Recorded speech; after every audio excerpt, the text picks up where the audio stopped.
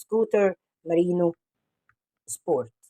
هنتكلم عن مميزاته وكمان عيوبه وهل هو يستحق الشراء او لا. حاجه السكوتر بيجي بسعه محرك 150 سي سي، وديت السعه الطبيعيه لاي محرك يعني سيتي سكوتر.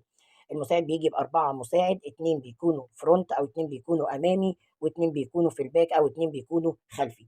نظام الفرامل فيه هو نظام باكم سواء أمامي أو خلفي بنظام السي بي اس، ودوت نظام فرامل كويس جدا ويعتبر من مميزات السكوتر.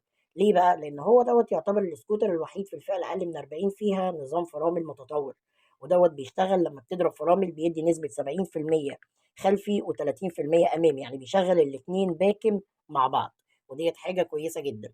كمان السكوتر بيحتوي على مساحات تخزين، يعني الاستورج بتاعه بصراحة كويسة جدا. فانت هتلاقي فرونت بوكيت، هتلاقي قدام يعني درجين تقدر تحط فيهم حاجتك. كمان هتلاقي السكوتر مساحة اللي تحت الكرسي كويسة، تقدر تاخد خوذة هاف تقدر تحط فيها عدة. كمان بالنسبة للكماليات بتاعة السكوتر، فالسكوتر بيجي لك بيو اس بي، فبيبقى فيه كمان يو اس بي.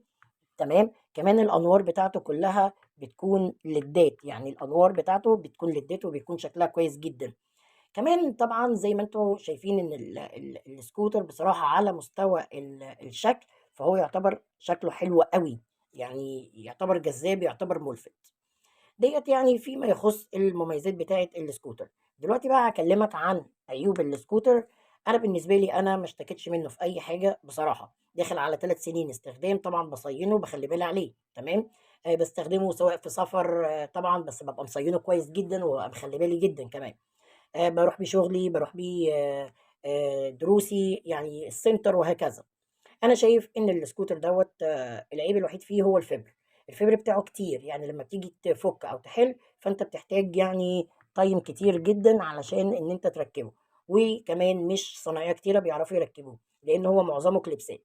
اجاوبك على سؤال هل سكوتر مارين سبورت يستحق الشراء او لا. حقيقه ان هو يس، هو يستحق الشراء. ليه بقى؟ لان هو سكوتر فيه كل المميزات اللي انت عايزها، وكمان بفئه سعريه تعتبر قليله. تمام. في فرامل باكم، اتنين مساعد خلفي اتنين مساعد امامي، في شويه كماليات جميله.